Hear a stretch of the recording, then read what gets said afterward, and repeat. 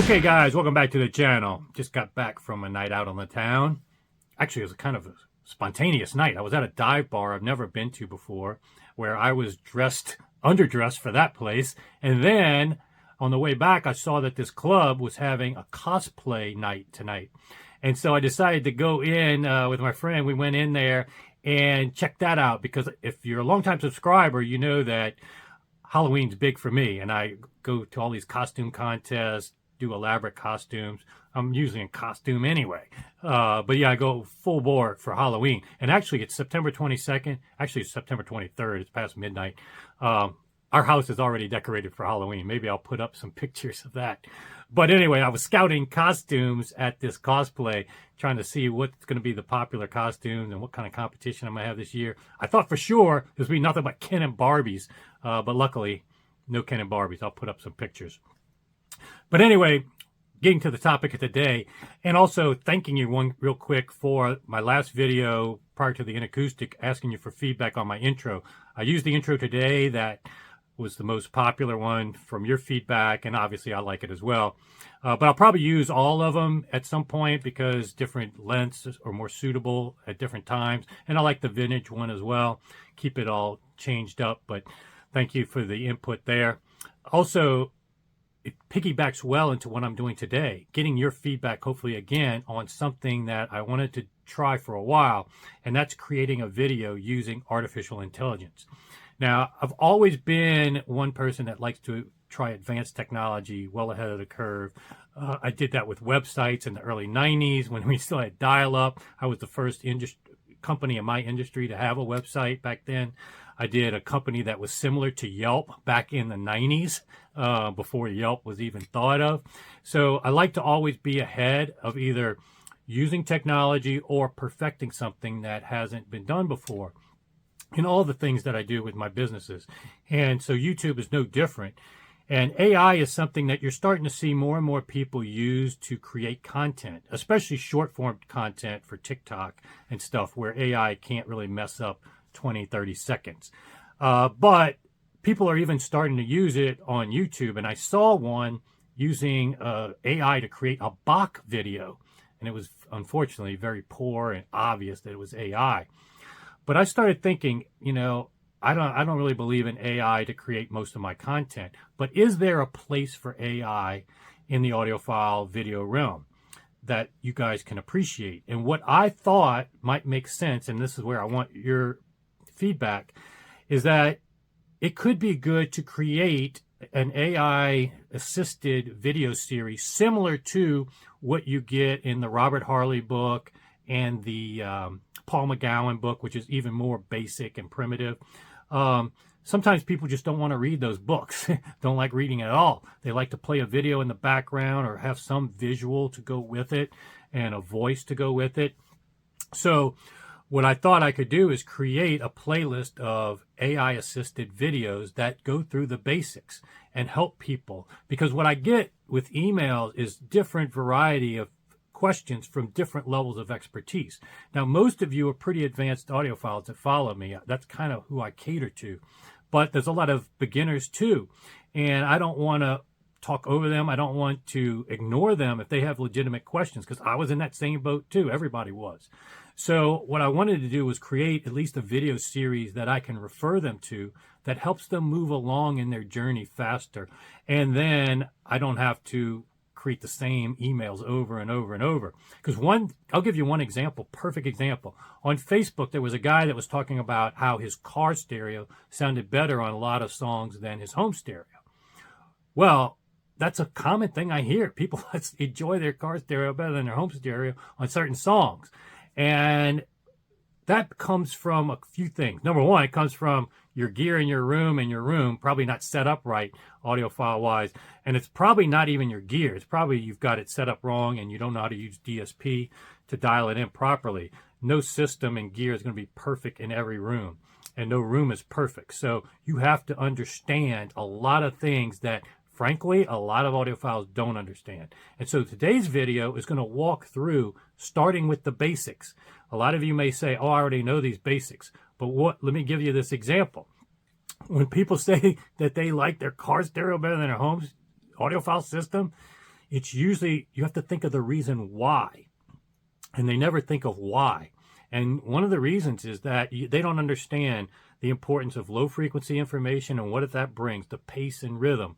They don't understand that the mid-range is the harmonies and the melodies, and then certain extension in the high frequencies can add to the brightness. Now, in a car, because of road noise, this is what people don't realize, you're not getting most of those highs at all. Over 10,000 hertz in a song, I doubt you'll hear that very much, unless you've got the treble turned way up and the volume up to get over that road noise. So a lot of things that are bright and fatiguing in high frequencies with your home system don't get reproduced in your car, and that's why you like it better. That doesn't mean your home stereo should sound worse. You just need to address too much high frequency information in your home stereo. And oftentimes that's a big problem with speakers that are intentionally made that way, or just how it's interacting with your room or how it's set up. So understanding what each frequency brings to the party, and this AI video I created includes everything from loudness to frequency range to pitch to harmonies to fawns. A lot of people don't know what the word fawn means as it pertains to sound. So I don't want you to really judge this content that I'm going to play for you, this AI, on just the content itself, because it may be too basic for you, or you may learn some stuff from it. But what I want your feedback in is this a good alternative to you to books knowledge and that kind of stuff that I can leverage AI? Let me tell you, it took me longer to do these videos with AI than it did if I just sat in front and did it. But now I wanted to have that learning curve so that I can make it more efficient going forward, because I had to put in lots of pauses. I wanted the voices to sound as realistic as possible. So every comma, every period, I had to manually put in pauses and all kinds of things. I had to manually edit and add in my own kind of script on top of what AI was able to give me. But you let me know what you think. If it's worthwhile, I'll continue this series and build on this video further and further and further, and put it in a playlist as a resource. Or if you think it's not going to be worthwhile, you'd rather read a book or whatever to get that same knowledge, let me know that as well. I'm open to any suggestions. And again, thank you for the feedback on the intro. Lots more to come, so sign up, subscribe, and I'll see you back here soon. The Art of Sound. An exploration of the fundamentals for audiophiles.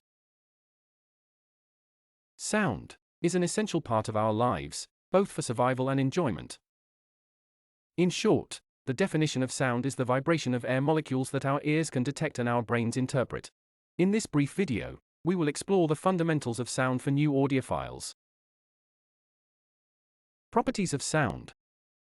Sound has four main properties: frequency, amplitude, wavelength, and velocity. All audiophiles should understand these properties thoroughly. We will start at the basics and break down each element in detail. Let's start with frequency. The frequency of a sound wave is the number of cycles it completes in 1 second, measured in hertz. The higher the frequency, the higher the pitch of the sound. At best, humans can hear frequencies between 20 and 20,000 hertz. As we age, this range significantly declines at high frequencies. Don't be surprised if you take a hearing test and can hear no higher than 12,000 hertz or worse. Next up is amplitude. The amplitude of a sound wave is the height of its peaks, measured in decibels. The higher the amplitude, the louder the sound. Did you know that sounds above 85 dB can cause hearing damage? It's highly advised to bring ear protection to most concerts nowadays. Next, let's discuss wavelengths. The wavelength of a sound wave is the distance between two peaks, measured in meters. The longer the wavelength, the lower the pitch of the sound. Did you know a 20 Hz wavelength is about 60 feet long? And finally, let's touch on the velocity of sound. The velocity of sound is the speed at which it travels through a medium, such as air or water. The velocity of sound is affected by the temperature, humidity, and pressure of the medium. In air, sound travels at approximately 343 meters per second at room temperature. Keep this statistic in mind when we later discuss reflection in your room. There's plenty more to each of these properties of sound. Next we'll dive in deeper, but let's summarize. For now, you have an overview of the fundamentals of sound. The next section will help you master each of these elements in greater detail, so you can appreciate the role they play in your audiophile gear and enjoyment. Let's get loud. Exploring the characteristics of sound waves. In this chapter, we'll be exploring the characteristics of sound waves. We'll learn about the different types of waves, how they travel, and how they interact with matter. So sit back, relax, and get ready to make some noise. Sound waves are a type of mechanical wave that travels through matter. They are created by vibrations and travel through air, water, and solids. Sound waves have different properties, such as frequency and amplitude, that determine their pitch and volume. Next, let's discuss pitch. Pitch is the perceived highness, or lowness of a sound. It is determined by the frequency of the sound wave, which is measured in hertz. Higher frequency waves have a higher pitch, while lower frequency waves have a lower pitch. Pitch is extremely important in music. Tuning instruments often revolves around changing their pitch. Next up is volume. Volume is the perceived loudness or softness of a sound. It is determined by the amplitude of the sound wave, which is measured in decibels.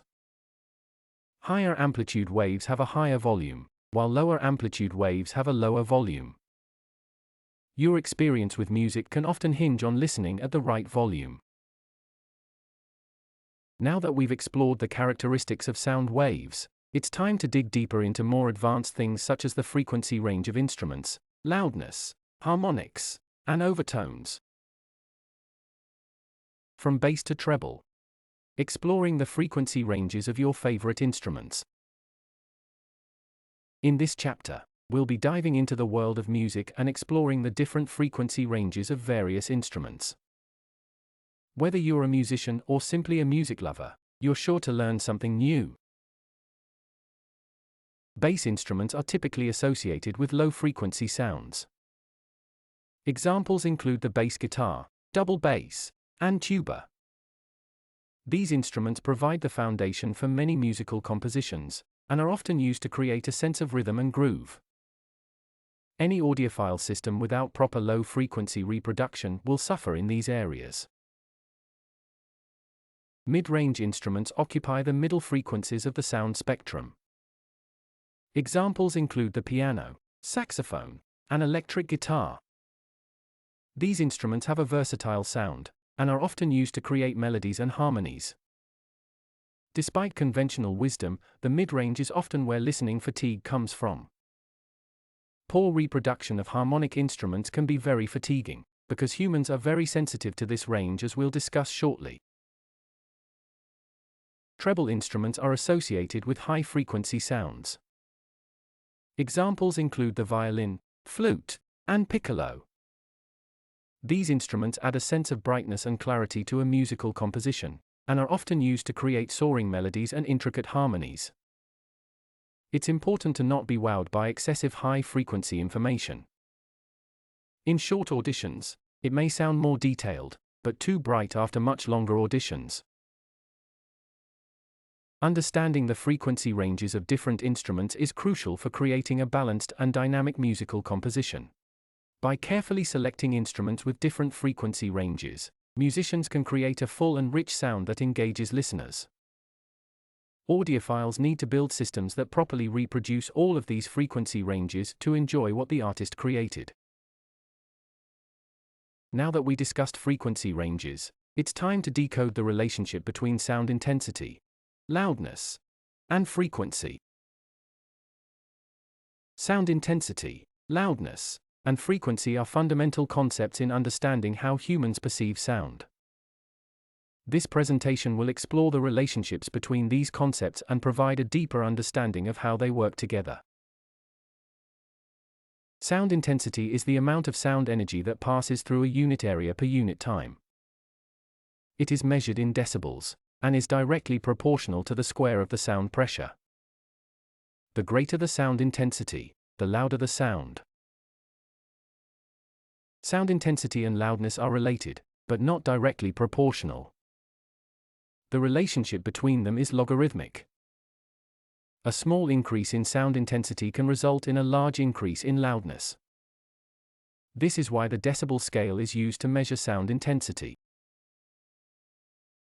Loudness is the subjective perception of sound intensity. It depends on the sound intensity, the frequency of the sound, and the listener's hearing ability. The unit of loudness is called phon. The greater the loudness, the more intense the sound is perceived. This can be a bit confusing to many, so let's dive in deeper. The science of sound. Understanding the significance of phon in acoustics. Phon is a unit of loudness perception in acoustics.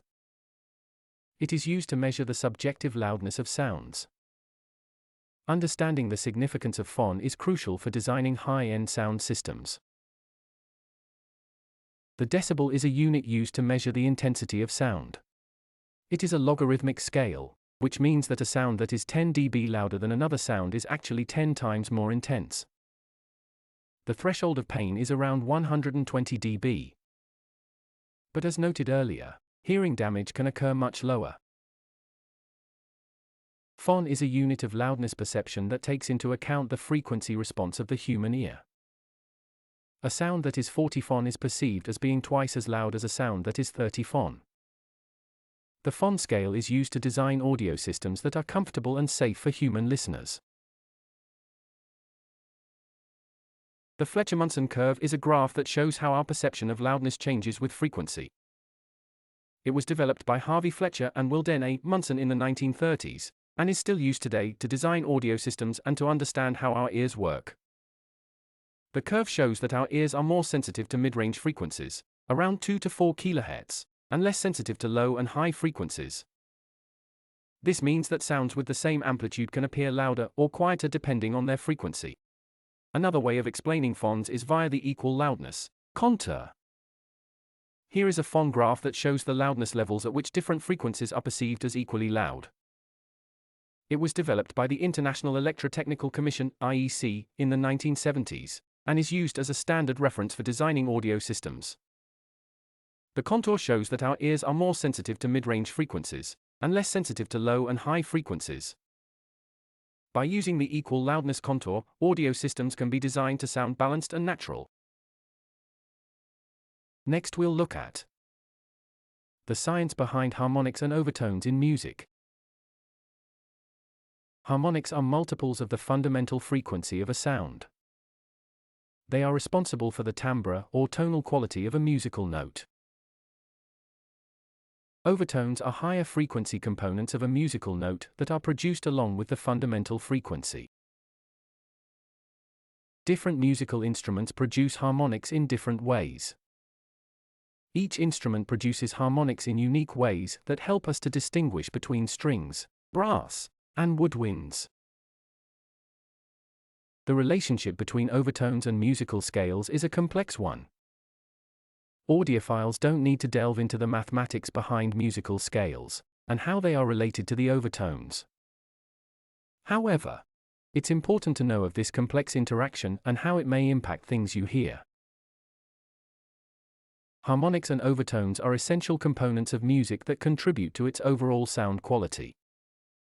By understanding the science behind these phenomena and the other aspects of sound we covered in this video, you are now equipped to go into more depth and detail in assembling the perfect system for you. Stay tuned for the next video on your journey to understanding the most important aspects of sound for all audiophiles.